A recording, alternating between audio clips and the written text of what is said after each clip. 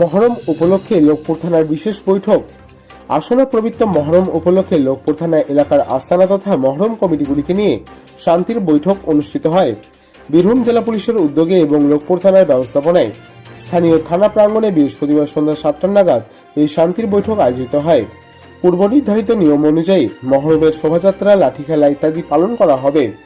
কেউ যেন মদ খেয়ে মাতলামি বা অস্ত্র নিয়ে খেলা না করেন সেই আহ্বান পুলিশ প্রশাসনের পক্ষ থেকে জানানো হয়। তাছাড়া তাজিয়া নিয়ে শোভাযাত্রা যাওয়ার পথে গাছ থাকলে গাছের ডাল কাটার ব্যবস্থা, বিদ্যুৎজনিত সমস্যা, পুলিশ প্রশাসন মোতায়েন করা ইত্যাদি কোনো কিছুর প্রয়োজন হলে সরাসরি থানার সাথে যোগাযোগ করতে বলা হয়।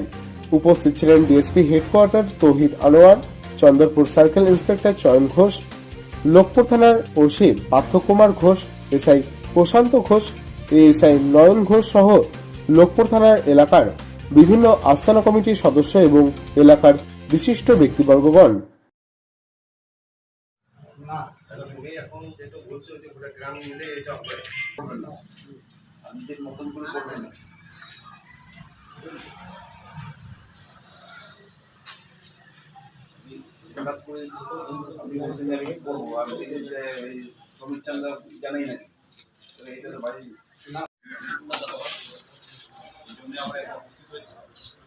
আজকে আমাদের এই আলোচনা সবাই উপস্থিত হয়েছে। আমাদের ডিএসপি হেডকোয়ার্টার স্যার, আমাদের সিআই স্যার, আমরা যারা সবাই আছি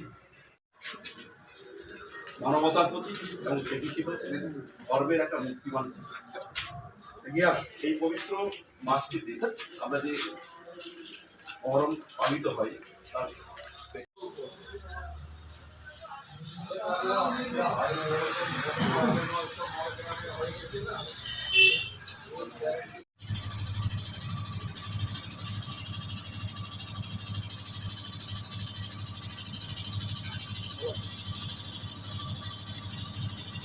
লোকপুর থেকে শেখ রিয়াজউদ্দিন ও বিপিন পালের রিপোর্ট, বীরভূমি বার্তা।